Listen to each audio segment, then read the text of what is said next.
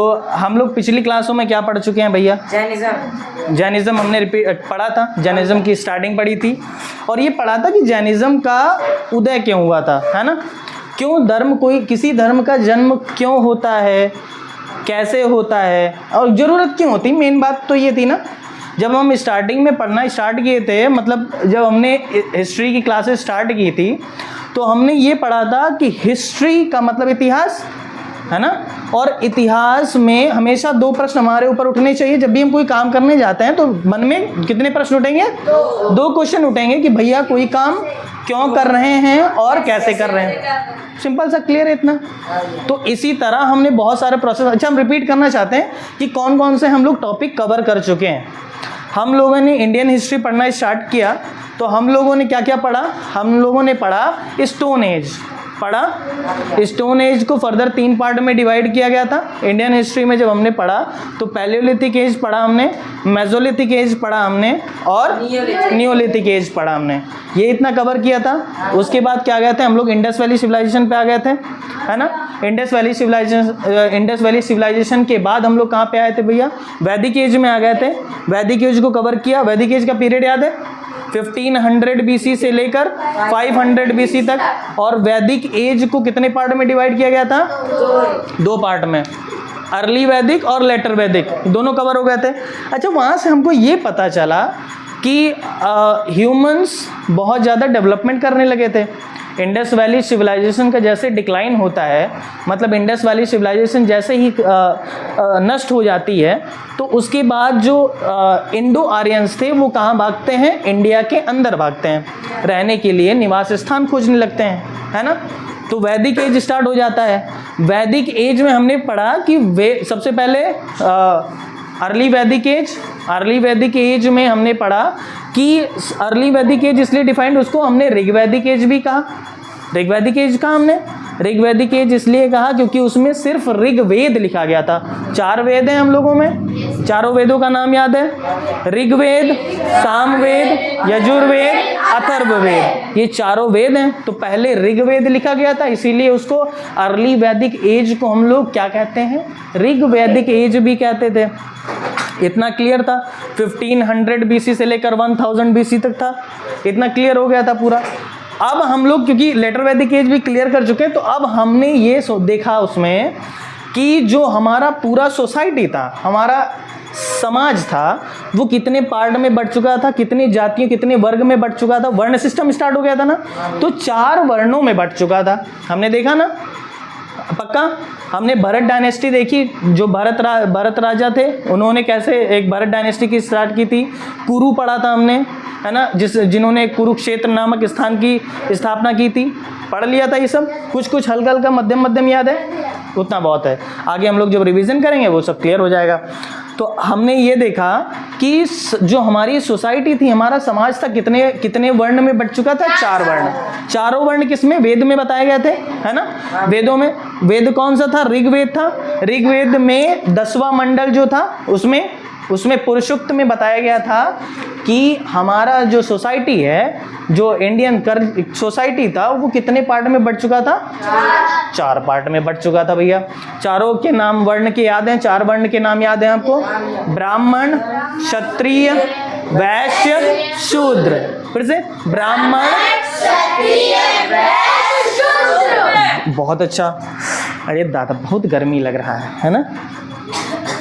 अब हम लोग, अच्छा, तो जब ये 4 पार्ट में बढ़ चुका था, फिर धीरे धीरे जब हमने लेटर वैदिक एज पढ़ा तो हमको ये पता चला कि जो वैश्य और शूद्र थे, उनकी सोसाइटी में उनका लेवल बहुत नीचे हो गया था। क्योंकि ऊपर कौन हो गए थे? ब्राह्मण और क्षत्रिय। ब्राह्मण और क्षत्रिय कैसे हो गए थे? वो अपर लेवल के हो गए थे, अपर कास्ट में आ गए थे। अब कास्ट सिस्टम पूरा अंदर रग रग में बस चुका था।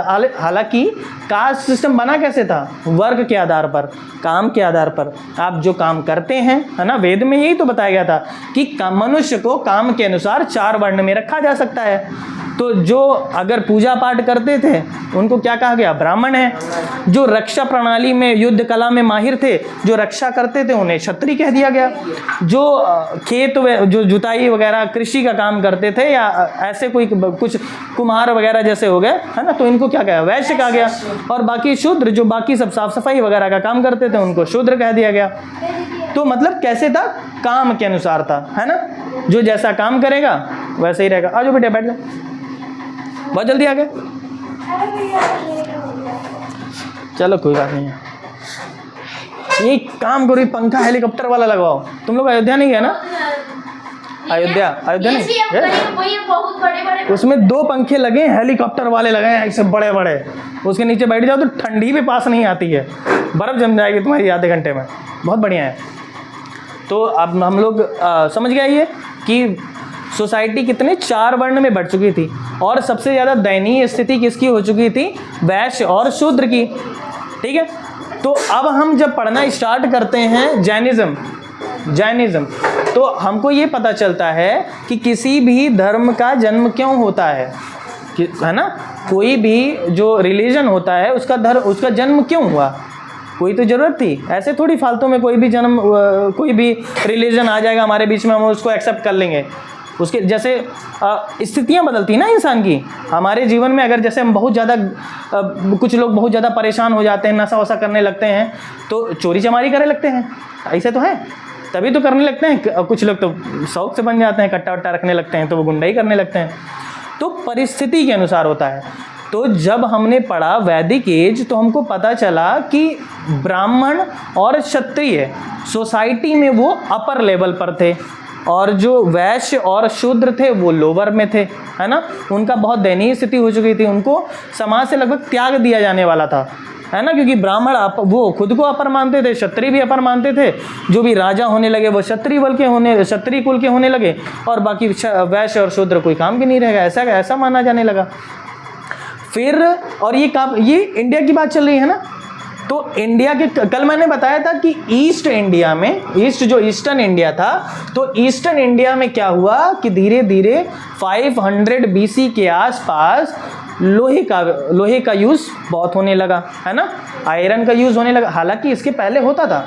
आयरन एज जब हमने पढ़ा था, तो आयरन एज बता सकते हो, कोई बता सकता है कि आयरन एज कब से कब तक था?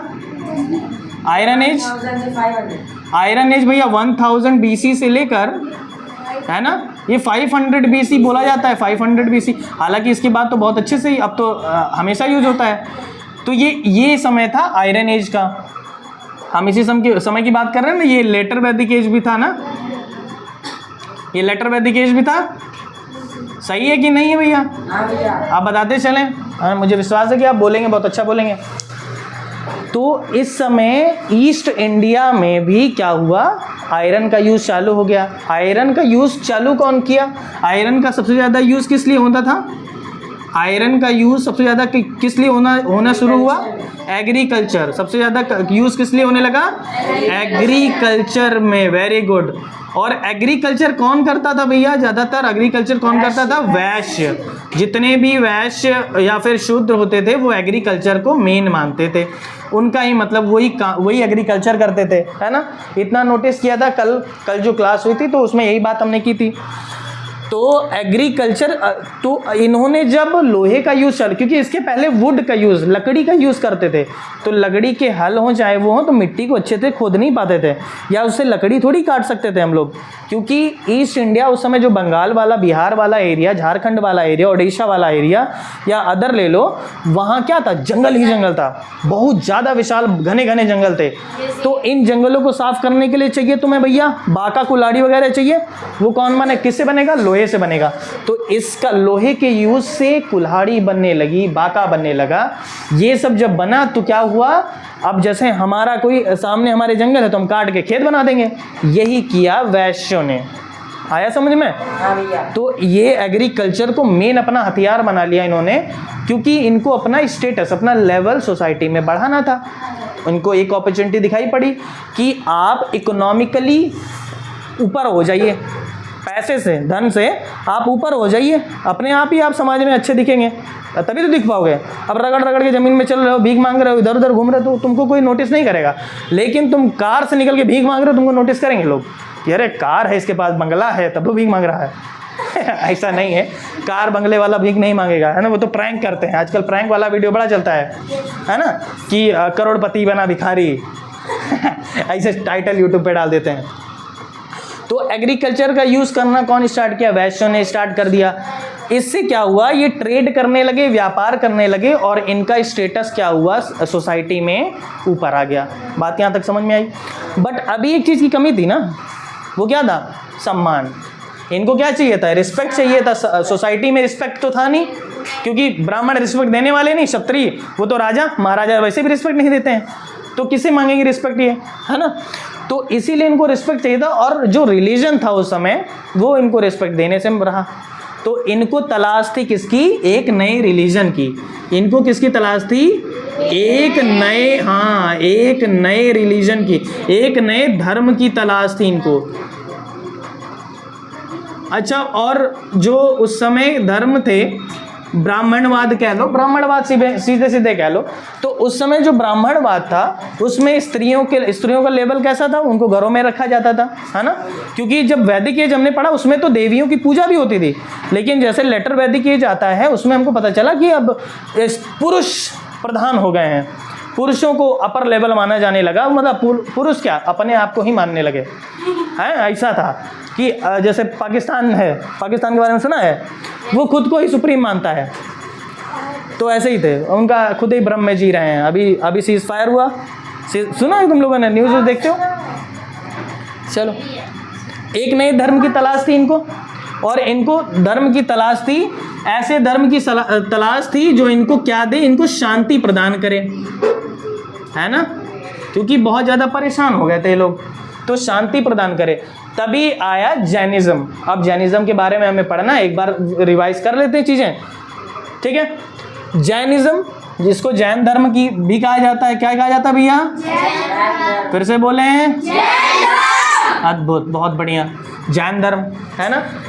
बता सकते हैं कि इसके फाउंडर कौन थे? कल हमने कहा था भैया, याद कर लेना। हाँ, आज हमारे बीच में ऋषभ देव तो आए नहीं हैं, तो कौन थे इसके फाउंडर? ऋषभ देव। ये फर्स्ट, अच्छा, जैन धर्म में तीर्थंकर होते थे, है ना? तीर्थंकर मतलब, हाँ, टीचर ही बोल रहा था ना, तीर्थंकर। तो ऋषभ देव क्योंकि फर्स्ट थे ना, ये टीचर मतलब तीर्थंकर। तीर्थंकर जो जैन धर्म के बारे में, जैसे अगर मैं जैन धर्म की स्टार्टिंग करता हूँ तो फाउंडर तो मैं ही कहा जाऊँगा ना, है ना? जैसे आप कोई स्कूल या कोई इंस्टीट्यूट खोलते हो, कोचिंग इंस्टीट्यूट, तो उसके फाउंडर तो आप ही कहे जाओगे, वैसे ही इनको फाउंडर कहा जाता है। बट जो हिस्टोरियंस हैं, जो इतिहासकार हैं, वो किसको मानते हैं? वर्धमान महावीर जी को। तो आपसे क्वेश्चन बनता है, क्वेश्चन आपसे पूछ लिया कि हिस्टोरियंस, इतिहासकारों के मुताबिक जैन धर्म का वास्तविक संस्थापक कौन है? तो वो कौन है? वर्धमान महावीर, ठीक है? लेकिन अगर इतिहासकारों के मुताबिक नहीं हुआ, अगर उन्होंने कहा according to history who was the founder of Jainism, तब आप आंसर देंगे ऋषभ देव, है ना? दो तरीके से क्वेश्चन बन सकते हैं, आप थोड़ा विशेष ध्यान रखें इस चीज़ों का। तो ऋषभ देव थे। ऋषभ देव कहाँ से थे भैया, कुछ बता सकते हैं? हाँ, वेरी गुड, आपको याद है, बहुत अच्छा। 10 रुपये की टॉफ़ी ले लो भैया। अयोध्या, है ना? अयोध्या के थे ऋषभ देव। ये पहले तीर्थंकर थे, फर्स्ट तीर्थंकर कहा जाता है इनको। मैं हिंदी में लिख दूँ, चलेगा? तीर्थंकर, क्योंकि कल इंग्लिश हो गया था। तीर्थंकर, फर्स्ट तीर्थंकर थे। टोटल कितने तीर्थंकर हुए थे? 24। टोटल कितने हुए थे? 24। तो मैं ऐसे मोटा मोटा लिख दे रहा हूँ टोटल तीर्थंकर, बाकी जो मैं नोट्स दूंगा आप वहाँ से लिखेंगे, है ना? टोटल तीर्थंकर कितने थे भैया? 24। पहले जो थे वो ऋषभ देव थे, इनको फाउंडर भी कहा जाता है। और 23rd वाले हमको जानने होते हैं। 23rd दिखाई पड़ रहा है ना आपको? थोड़ा लाइट का प्रॉब्लम है, दिखाई पड़ रहा है? दिखेगा ही, थोड़ा जूम करके दिखेगा। क्या चल रहा है? चलना तो चाहिए बेटिया, मुझे तो दिख रहा है चल रहा है। अरे चलो, 23rd वाले कोई बता सकते हैं भैया मुझे? 23rd वाले बताएंगे आप? अरे बोलो, थोड़ा कठिन नाम था उनका, पार्श्वनाथ। हाँ भैया, पार्श्वनाथ, हैं? कौन थे? ये मोटा चलेगा। ये चलेगा भयंकर। पहले आपको ये चलाना चाहिए था। अरे बिटिया, चलेगा चलेगा। ये कौन थे? पार्श्वनाथ। तो ये कहाँ के थे, कोई बता सकता है? अरे गधा लोग, बनारस के थे कहीं है। हाँ, वाराणसी जिसको बोलते हैं ना, बनारस के थे ये 23rd, है ना। और हमारे जो मेन है 24th, वो कौन थे? पता लगे आज घर से एक बुआ कम हो गई। हाँ, वर लिखा ना। अच्छा, तो 24th तीर्थंकर कौन थे? वर्धमान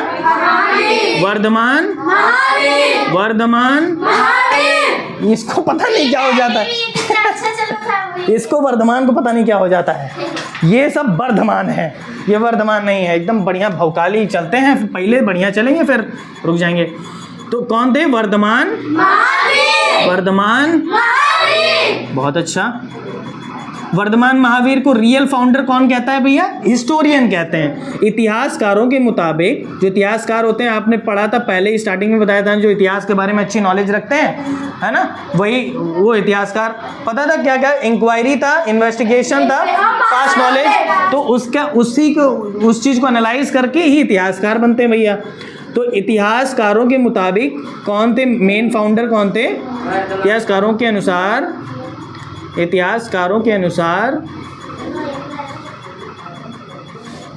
रियल फाउंडर, है ना। रियल फाउंडर कौन थे? बहुत बढ़िया, आपने याद रखा है, ठीक है। रियल फाउंडर कौन थे? वर्धमान महावीर थे, है ना। अब वर्धमान महावीर जी के बारे में ही पढ़ना है।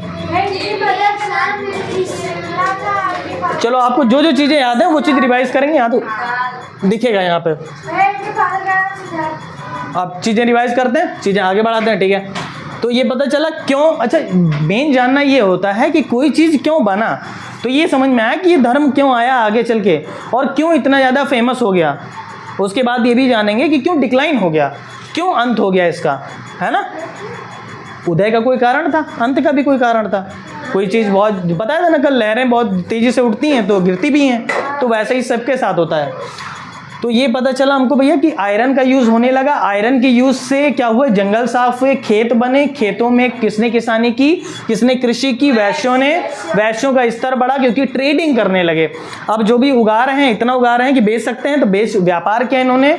व्यापार करने से उनको पैसे मिले, इकोनॉमिकली वो बहुत तेज हो गए, बहुत ज़्यादा उनको, क्योंकि पैसे से उनका स्तर बढ़ा। लेकिन अभी उनको शांति नहीं मिली है, क्योंकि उनको समाज में रिस्पेक्ट मिली नहीं है। तो उसकी खोज में ये पहुंचे कहाँ? एक नए धर्म की तलाश में, जैनिज्म के पास, है ना। जैनिज्म इसलिए मेन था बच्चा कि इसमें कोई भी स्त्री पुरुष, बूढ़ा जवान बच्चा, इसका कोई भी भेदभाव नहीं था। काले गोरे, वर्ण सिस्टम तो बिल्कुल ही नहीं था, नील बटा सन्नाटा। वर्ण सिस्टम जो ब्राह्मणवाद में चल रहा था कि ब्राह्मण हैं, क्षत्रिय हैं, शूद्र है, वैश्य है, ये सब नहीं था। जैनिज्म में या बुद्धिज्म में सबको एक समान माना जाता कि आप इंसान हैं, है ना। तो वही माना जाता था, आप इंसान हैं, आपको शांति चाहिए। और उसके कुछ 5 प्रिंसिपल भी थे। आगे डॉक्ट्राइन पढ़ेंगे। डॉक्ट्राइन का मतलब होता है प्रिंसिपल्स, जो मेन मुख्य बातें थी। 5 हमने कल पढ़ा था, है ना। झूठ मत बोलो, हिंसा मत करो, पढ़ा था। संचय मत करो, है ना, संचय इकट्ठा मत करो, किसी चीज़ को इकट्ठा मत करो। और ब्रह्मचर्य पढ़ा था, चोरी मत करो, ब्रह्मचर्य 5 पढ़ा था, है ना। फिर से रिपीट करें, हिंसा मत करो। हिंसा मतलब वही मारपीट, किसी को तोड़ ताड़ डाला, काहे के लिए तोड़ ताड़ डालोगे? सिंपल सा जीवन जियो। तो क्या, हिंसा मत करो। दूसरा, झूठ मत बोलो। सभी झूठ बोलते हैं भैया, है ना। झूठ बोलने से, अब ये सुना होगा ना कि जब हम एक झूठ बोलते हैं, उसको छिपाने के लिए 100 झूठ बोलना पड़ता है। उससे क्या होता है? समय का विनाश होता है, आपका समय बर्बाद होता है, और प्लस आपकी जुबान गंदी हो जाती है, होती है, क्योंकि आपका दिमाग भी उसी चीज़ में लगा रहता है। फिर आप धोखेबाजी करना सीख जाते हैं। इसीलिए बच्चों को बचपन से ही सिखाया जाता है, झूठ मत बोलो। झूठ बोलोगे तो फिर तुमको उस चीज़ को छिपाने में बहुत टाइम देना पड़ेगा, और टाइम तो बहुत कम है ना सबके पास। दूसरा हो गया झूठ मत बोलो। तीसरा क्या था भैया, कोई बताएगा? चोरी मत करो, चोरी बिल्कुल ना करें। और संचय, किसी चीज़ को इकट्ठा ना करें। इकट्ठा करते हैं, आपको टाइम लगता है, आपका दिमाग खर्च होता है उसमें, है ना, आपका टाइम भी जाता है, प्लस अशांति पैदा होती है आपके मन में किसी चीज़ को जब इकट्ठा करने लगते हैं। और पांचवा जो वर्धमान महावीर जी के द्वारा दिया गया था डॉक्ट्राइन, उसका नाम क्या था? ब्रह्मचर्य का पालन करें, है ना, एकदम तपस्वी का जीवन जिए, है ना, एकदम सादा सादा जीवन, उच्च विचार वाला। ठीक है, तो ये चीज़ें समझ में आई, यहाँ तक हम आगे बढ़े। अब हम बात करते हैं वर्धमान महावीर जी के बारे में, तो आगे बढ़े। ये कहाँ पे लिख लें? यहाँ दिखेगा, चलो यहीं पे मोटा मोटा ऐसे ही लिख लेते हैं। वर्धमान, हिंदी में लिखे, वर्धमान महावीर। विक्रम बजरंगी नहीं भैया वर्धमान महावीर, है ना, वर्धमान महावीर। वर्धमान महावीर बता सकते हैं, कुछ याद है कि ये कौन से क्लैन के थे? कल हमने बात की थी तो ये बताया था कि क्षत्रिय क्लैन के थे, है ना। ये कौन से क्लैन के थे? ये क्षत्रिय। और माता जी कौन सी थी? लिच्छवी क्लैन की थी। और पिताजी भी इनके, पिताजी तो राजा थे, है ना, नाम सिद्धार्थ। तो इनके बारे में थोड़ा चलते हैं। तो जन्म कब हुआ, कोई बता सकता है? बॉर्न कब हुआ इनका? बॉर्न ऑन, वेरी गुड, 540 बातें नहीं, 540 BC में इनका जन्म होता है। जन्म स्थान बता सकते हैं आप भैया? वैशाली बता सकते? Vaishali Bihar, very good, Vaishali Bihar. वैशाली बिहार में इनका जन्म होता है। ये राजकुमार का जीवन व्यतीत करते हैं, है ना, याद है, चीज़ें भूले तो नहीं है? ठीक है भैया। तो वैशाली बिहार, और इसी समय इनका पढ़ लिया जाए, इनकी डेथ कब होती है? Died on 468 BC। Very good, died on 468 BC, 468 BC। ठीक है, हाँ। अब क्या है, इनके पिताजी के बारे में बताएं। पिताजी के बारे में, चलिए पिताजी के बारे में आ जाते हैं। अगर कुछ भूल जाए तो आप देख लीजिएगा, इसको मैनेज करिए। पिताजी का नाम इनका बताएंगे भैया? Siddharth, very good. हिंदी में लिख रहा हूँ ताकि आपको अच्छा समझ में आए, ठीक है, सिद्धार्थ, है ना। और माताजी का नाम? माताजी का नाम त्रिशिला, है ना, सही है, ठीक है। लिच्छवी क्लैन की थी, है ना, लिच्छवी। ये पूछा जाता है, बताया तो। अगर ये किसके थे? ये क्षत्रिय क्लैन के थे। क्षत्रिय मतलब राजा होते हैं ना, तो क्षत्रिय ही राजा बनते थे। अभी हम लोगों ने आगे पढ़ा, तो आगे बढ़े, ठीक है। वर्धमान महावीर जी ने कितनी एज में घर छोड़ दिया था? कोई बता? कितनी एज में घर छोड़ दिया था? तो 30, इसको मिटा दें, नहीं रहने दो, ऐसे कर दें।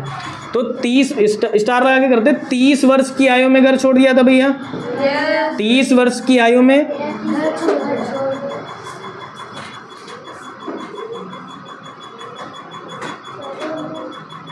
सही है यहाँ तक? 30 वर्ष की आयु में घर छोड़ दिया था इन्होंने, है ना, 30 वर्ष की। और कितने वर्ष के बाद इनको ज्ञान की प्राप्ति हुई? 12 वर्ष। 12 वर्ष के बाद इनको ज्ञान की प्राप्ति हुई। 12 वर्ष के बाद ज्ञान की प्राप्ति, उसको कैवल्य कहा गया, याद था? ज्ञान की प्राप्ति हुई, ज्ञान की प्राप्ति हुई। इस ज्ञान की प्राप्ति, ये जो प्रक्रिया थी, ज्ञान की प्राप्ति वाली प्रक्रिया थी, इसको क्या कहा गया? कैवल्य। इसको क्या कहा गया? कैवल्य। ज्ञान की प्राप्ति मीन्स मतलब क्या हो गया कि इनको शांति का, जो शांति का मार्ग होता है, उनको शांति पता चल गया कि इंसान को, मनुष्य को शांति कब मिल सकती है ना। कोई लड़की का नाम नहीं है, मन की शांति, है ना। हम लोग बहुत परेशान रहते हैं, सभी इंसान इस समय भी परेशान थे। तो लोगों को एक चीज़ नहीं, पीस नहीं मिल पा रहा था, तो उस चीज़ को इन्होंने खोजा। ज्ञान की प्राप्ति इसे हुई। ये बोलते हैं कि ज्ञान की प्राप्ति क्या हुई? तो कैवल्य मतलब ऐसा ज्ञान जो कि एक शांति के मार्ग पर ले जाता है, ठीक है, हमारे मन को शांत कर देता है। इतना आगे बढ़े और क्या कीजिए। इनको ज्ञान की प्राप्ति किस वृक्ष के नीचे हुई? अब यहीं से रिलेट करते हैं भैया। वृक्ष बताएं भैया, वृक्ष बताएं भैया। शाल। साल का वृक्ष था। आप मुझे बताएंगे कि ये कौन सी नदी किनारे थे? नदी बताएं, नदी का नाम रिजुपालिका। रिजुपालिका। अभी उसका अभी नाम बताएं भैया, रिजुपालिका। और इसका ये पुराना नाम है, वर्तमान नाम बताएं, प्रेजेंट नेम बताएं, उसका वर्तमान नाम बताएं भैया, वर्तमान नाम बताएं। निरंजना, निरंजना नदी। ठीक है, ये था कुछ मेन बातें उनके बारे में थी। अब 5 आपको चीज़ें याद ही हैं कि 5 कौन सी बातें थी कि चोरी नहीं करना है, झूठ नहीं बोलना है, हिंसा नहीं करना है, संचय नहीं करना है, और 5वां इन्होंने दिया था, इन्होंने 5वां डॉक्ट्राइन दिया था। इन्होंने मेन, कहाँ गए भैया, मेन टीचिंग क्या थी इनकी? सादा जीवन। हाँ, मेन टीचिंग थी, उसको बोलते हैं ब्रह्मचर्य का पालन करें। ब्रह्मचर्य का पालन करें। ठीक है, ये 5 मतलब जैन धर्म में 5 मुख्य नियम हैं, 5 डॉक्ट्राइन है, उसके मुताबिक 5वां इन्होंने दिया था। बाकी 4, बाकी 23 तीर्थंकर जो थे उन्होंने दिया था। क्या बातें समझ में आई? बजा दूं तुम दोनों को? मुझे लग रहा है बस। किसको? कोई बात नहीं, आता है, इंसान गधे हो जाते हैं तो ऐसा ही होता है। अब यहाँ तक तो हमारा हो गया था, कैवल्य हो गया था, वृक्ष हो गया था, साल हो गया था, रिजुपालिका नदी वर्तमान नाम हो गया था। कुछ भूल रहे हैं? नहीं। अब आगे बढ़ते हैं। हाँ, डेथ तो ये हो गया, तो 468 BC में चीज़ें बता रहा हूँ। कहाँ खोया भैया तुम लोग? खोए पड़े हो, इधर देखो, इधर जिंदा रहो यहीं पे। इनके बारे में हो गया। अब ये हमें जानना है कि जैन धर्म आगे चल के कुछ बटा भी कि नहीं बटा। मत देखो, जैन धर्म आगे चल के 2 पार्ट में बढ़ जाता है। देखो ऐसा हुआ था, मगध एम्पायर जब था तो मगध एम्पायर में बहुत बड़ा सूखा पड़ा था, फेमाइन जिसे बोलते हैं, तो सूखा आया था।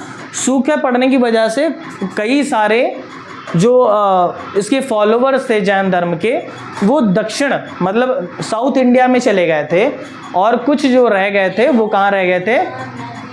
मगध में ही रह गए थे। ठीक है, तो अब ये समझते हैं कि इसमें जैन धर्म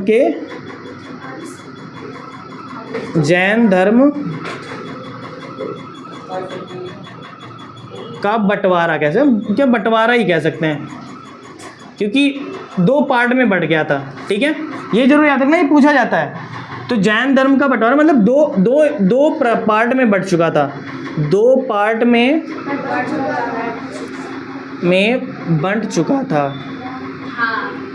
तो इंग्लिश लिख रहे हैं। हाँ, इंग्लिश ही ले लें भैया, मोटा मोटा ऐसे, क्योंकि दोनों लैंग्वेज आपको आती है तो आप समझ सकते हैं अच्छे से। 2 पार्ट में बढ़ गया था, दोनों पार्ट में बताता हूँ। देखो, कुछ ऐसे थे जो सफ़ेद कपड़े पहनकर चलते थे, ठीक है, और कुछ ऐसे थे जो नंगू पुंगू चलते थे। तो ये जैन, हंसने वाली बात नहीं है।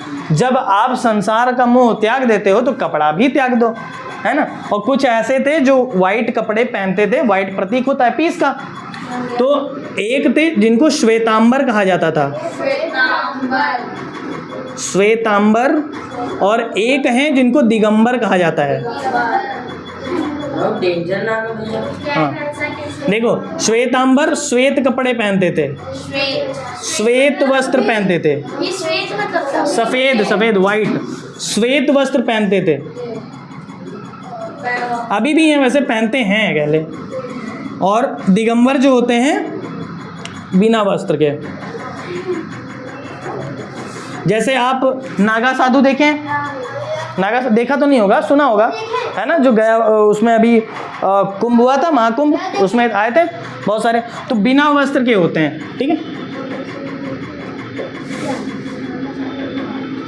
बिना वस्त्र के, वस्त्र के वस्त्र लिखा थे, बिना वस्त्र के। आया समझ में? अच्छा, इसके ये भी लिखा जाता है कि इसके जो मेन प्रवर्तक कौन थे, इसके मेन हेड कौन थे, श्वेतांबर को जिन्होंने बनाया उनको कहा गया भद्रबाहु। भद्रबाहु, ठीक है। और दिगंबर को किसने बनाया, उससे बोलते हैं स्थलबाहु। स्थलबाहु। ये जो दिगंबर जो थे, सुनो हाँ मेरी बात, क्योंकि देखो जैनिज्म के बहुत सारे फॉलोवर थे।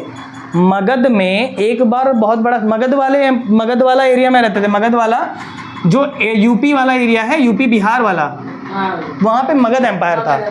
मगध एम्पायर में बहुत बड़ा सूखा पड़ता है, और सूखा पड़ने की वजह से वहाँ के जो जैनिज्म के फॉलोवर होते हैं, कुछ स्थलबाहु के साथ चले जाते हैं साउथ इंडिया में, तो वहाँ रहने लगते हैं। अभी साउथ इंडिया में जैनिज्म है, तो वहाँ रहने लगते हैं, तो इनको कहा जाता है दिगंबर। ये बिना वस्त्र के रहते हैं, बिना वस्त्र के रहते हैं। और श्वेतांबर जो कि भद्रबाहु के साथ थे, ये वस्त्र पहनते थे सफ़ेद कलर के, ये मगध एम्पायर में रह गए। तो इस तरह जो जैनिज्म था वो ये दो पार्ट में बट गया।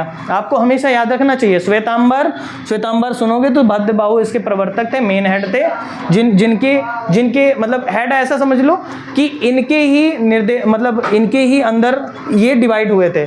तो भद्रबाहु इनके कैप्टन समझ लो, टीम है, तो इसके कैप्टन भद्रबाहु थे श्वेतांबर के, और दिगंबर के कैप्टन स्थलबाहु के। समझ गया? भाई थे क्या? नहीं, सेम नाम। वो ऐसे ही नाम ही होते थे, है ना, फॉलोवर थे तो ऐसे ही नाम होते थे। आया समझ में ये, है ना? अब तुमको बस इतना सा बताता हूँ कि ये जो जैनिज्म था ये डिक्लाइन क्यों हो गया, मतलब ये समाप्त क्यों हो गया, ये भी तो होना चाहिए भैया। अभी बताया कि क्यों उठा था, क्योंकि समाज में, सोसाइटी में बहुत ज़्यादा क्या थी, बुराइयां व्याप्त थी, और जो हमारे शूद्र थे, वैश्य थे, उनको उचित सम्मान नहीं मिल रहा था। सोसाइटी में उनका लेवल बहुत नीचे हो गया था। ब्राह्मण्स और क्षत्रिय जो थे उनको अच्छा सम्मान नहीं दे रहे थे, है ना। कलेश होता है, वो हर समय में कहीं ना कहीं बुराइयां व्याप्त होती ही हैं, और उस बुराई को दूर करने के लिए कोई ना कोई आता ही है ना। तो वही चीज़ें अभी चल रही थी।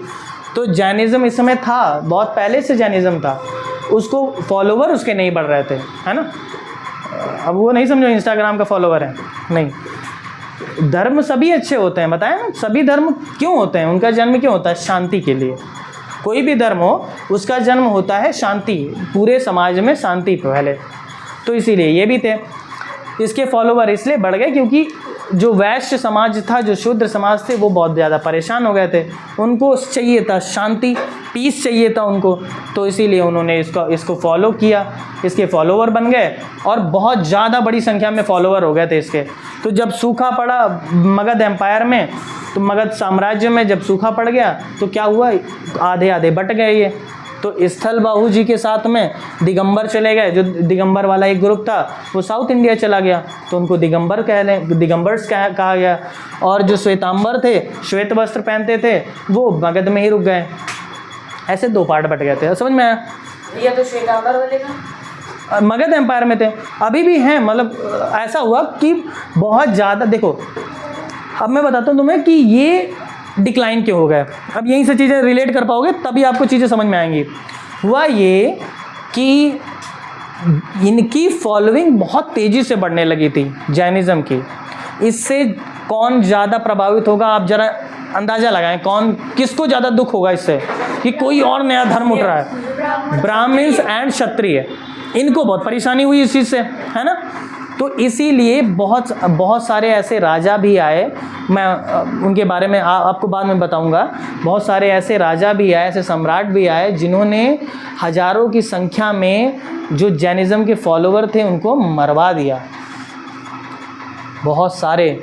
और ब्राह्मण्स ने इनका कड़ा विरोध किया, क्षत्रियों का नहीं, जैनिज्म के फॉलोवर्स का।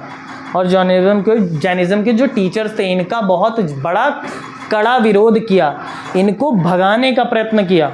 तो इसीलिए बहुत सारे युद्ध टाइप के छिड़े, बहुत सारे राजाओं ने साथ भी दिया, इसमें साथ हो गए क्षत्रिय और ब्राह्मण। इससे क्या हुआ, जैनिज्म का डिक्लाइन हो गया। ऐसे काफ़ी लंबा समय लगा था, बट ऐसे ही भगा दिया गया उनको, है ना। अभी भी फॉलोवर हैं इंडिया में, बहुत सारे हैं, इंडिया में हर एक धर्म रहता है, बट क्या हुआ, अचानक से इसकी फॉलोइंग गिरने लगी, है ना, समझ में आ गया। और बाकी ये भी था कि जो अगर ब्राह्मणवाद में कोई दिक्कत थी तो उसको दूर किया गया।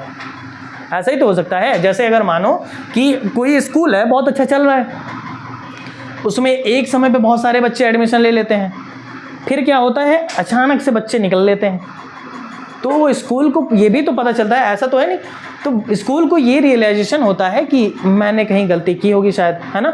इस फैकल्टी भी तो गलती कर सकती है, तो उसने अपनी कमियों को दूर किया तो फिर बच्चे आ गए, ऐसा होता है। तो ऐसा ही था उस समय जब उनको ब्राह्मणवाद में ब्राह्मण्स को पता चला होगा कि उनसे गलतियां हुई थी, कुछ उनके रिलीजन में कुछ कमियां हैं, तो उस चीज़ को दूर किया गया, है ना। हालांकि समाज में जब कुरीतियाँ रहती हैं तो बड़े लंबे समय तक चलती हैं, बुराइयाँ इतनी जल्दी दूर नहीं होती हैं, लेकिन उसका प्रयत्न करते रहना चाहिए। तो यहीं पे क्या हुआ, डिक्लाइन हो गया। बहुत सारी ऐसी जगह भी थी जो इन्होंने इनका ऐसा नहीं था कि ये सिर्फ धर्म था, इन्होंने बहुत सारे मॉन्यूमेंट्स का निर्माण भी कराया था जो कि अभी इंडिया में बने हुए हैं, है ना। बहुत सारे आप स्तूपा आगे चल के पढ़ेंगे जो बुद्धिज़्म के द्वारा बनवाए गए, कुछ इनके द्वारा भी बहुत सारी गुफाएं हैं जो इनके द्वारा भी बनवाई गई थी। तो ये सब निर्माण में, मैन्युफैक्चरिंग में भी अच्छे थे, है ना, मॉन्यूमेंट का निर्माण करने में भी, कंस्ट्रक्शन में भी बहुत अच्छे थे, सभी करवाते हैं। जैसे अगर आपने कोई नया, जैसे अभी बताया स्कूल का, तो बिल्डिंग अच्छी बनवाओगे, लोग देखें तो अच्छा लगेगा। आप हो सके बैनर पोस्टर लगवाएंगे, अभी तो फिलहाल यही कर सकते हैं। तो अगर पहले बैनर पोस्टर नहीं होते थे तो हम क्या कर सकते थे, मंदिर बनवा लें आप, है ना, जगह जगह पर आप नए नए स्तूपा बनवा दें, आप नए नए गुफाएं थी तो गुफाओं में आप कुछ ना कुछ चित्रकारी करवा दें। इस समय के बहुत सारे ऐसे मिलते हैं, पेंटिंग्स वगैरह, केव पेंटिंग मिलती हैं जैनिज़्म में, और बुद्धिज़्म की भी मिलती हैं। जैसे एलोरा की गुफाएं आप सुने, जो महाराष्ट्र, वो भी ऐसी मिलती हैं, ठीक है।